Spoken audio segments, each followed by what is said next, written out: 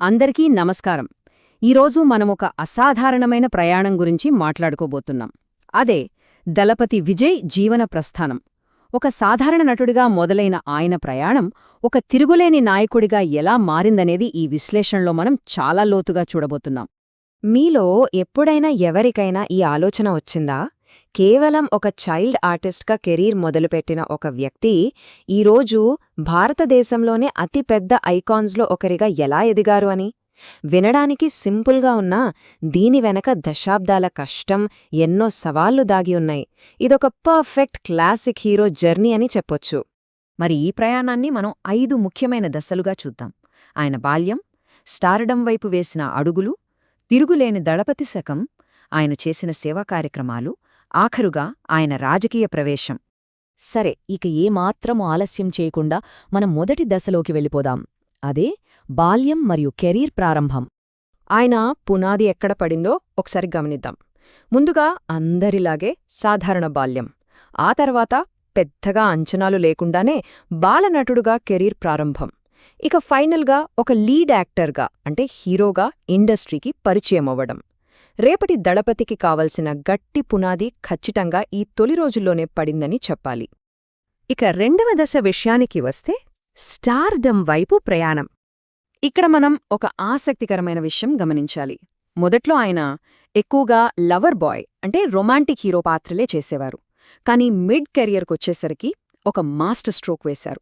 కంప్లీట్గా పక్కా mass action roles వైపు మళ్లారు. ఈ ఒక్క మార్పు వల్లే ముఖ్యంగా యువతలో ఆయన క్రేజ్ ఎక్కడికో వెళ్ళిపోయింది. అలా వచ్చిన ఆ క్రేజ్ ఏకంగా 3వ దశకు దారితీసింది. అదే దళపతి శకం. అసలు ఈ దశలో ఆయన సాధించిన విజయాలు మామూలువి కావు. 100 కోట్ల కలెక్షన్స్, బద్దలైపోయిన బాక్సాఫీస్ రికార్డులు ఇవన్నీ ఆయన రేంజ్ను, మార్కెట్ స్టామినాను స్పష్టంగా చూపిస్తాయి. కేవలం కమర్షియల్ హీరో అన్న స్థాయిని దాటి కోట్లాది మంది గుండెల్లో దళపతిగా ఒక చెరగని ముద్రవేశారు. ఈ ఎదుగుదల ఎలా జరిగిందో చూస్తే చాలా ఆశ్చర్యంగా ఉంటుంది. ఫస్ట్ రీజనల్ లెవెల్లో ఒక బలమైన బేస్ క్రియేట్ చేసుకున్నారు. ఆ తర్వాత మాస్ హీరోగా ఎదిగి రాష్ట్రమంతా తన డామినేషన్ చూపించారు. ఇక దళపతి ఎరా వచ్చేసరికి ఏకంగా గ్లోబల్ ఐకాన్గా మారిపోయారు. ఒక పర్ఫెక్ట్ గ్రాఫ్ కదూ!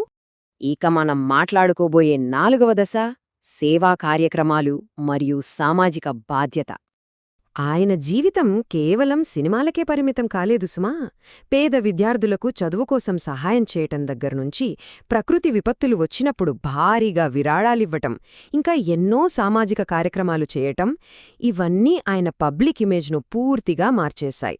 ప్రజల నుంచి వచ్చిన ప్రేమని తిరిగి వాళ్లకే ఇవ్వాలన్న ఆయన ఆలోచన ఇక్కడ స్పష్టంగా కనిపిస్తుంది. మరి ఇవన్నీ కలిపి ఆయన్ని ఎక్కడికి తీసుకెళ్లాయో తెలుసా? అదే మన 5వ మరియు అత్యంత కీలకమైన దశ, రాజకీయ ప్రవేశం. ఇక్కడ జరిగిందేంటంటే ఎన్నో ఏళ్లుగా ఆయనకున్న సినిమా అభిమాన సంఘాలను ప్రజల కోసం పనిచేసే ఒక అధికారిక రాజకీయ పార్టీగా మార్చడం. ఇదేదో రాత్రికి రాత్రి తీసుకున్న నిర్ణయం కాదు. చాలా పక్కా ప్లానింగ్తో ఒక వ్యవస్థాగతమైన పరిణామంగా ఈ మార్పు జరిగింది. రాజకీయాల్లోకి రావడానికి ఆయన చెప్పిన ప్రధాన ఉద్దేశ్యం ఒక్కటే: ప్రజలకు సేవ చేయడం, వాళ్లకున్న కష్టాలను, సమస్యలను పరిష్కరించడం. ఈ విశ్లేషణ ద్వారా మనం ఏ రాజకీయ పార్టీని సమర్థించడం లేదండి. కేవలం ఉన్న సమాచారాన్ని ఉన్నది ఉన్నట్లుగా తటస్థంగా మాట్లాడుకుంటున్నాం. ఇక ముగింపులో మనందరి ముందు ఒక ఆసక్తికరమైన ప్రశ్న ఉంది.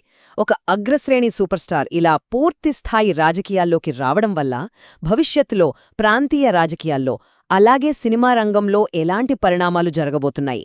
దళపతి విజయ్ జీవన ప్రస్థానం ఇంకెన్ని కొత్త మలుపులకు దారితీస్తుందో మనం వేచి చూడాల్సిందే. ఈ విశ్లేషణ చూసినందుకు ధన్యవాదాలు.